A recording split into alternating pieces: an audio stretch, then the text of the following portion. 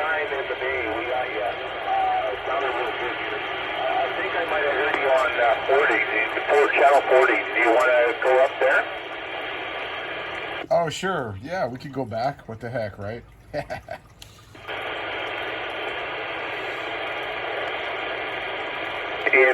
San Francisco, you copy 878 British Columbia? Roger, 878. You're sounding good here, man. You sound like you're across the street right now. 219 Macintosh. All right, 219 Macintosh. Yeah, sounded really good here. I'm in Kelowna, British Columbia, and you're hitting me with about 5 and 9. 5 and 9 a year, over. Yeah, Roger, man. Oh, wow. This is great. It's like a direct line on a cell phone or something. Yeah, you're coming in really strong here too, man.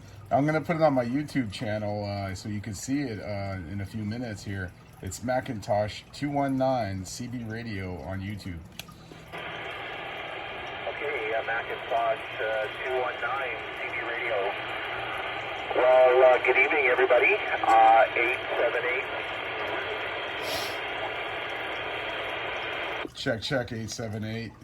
Yeah, I just talked to Australia a few minutes ago too, man.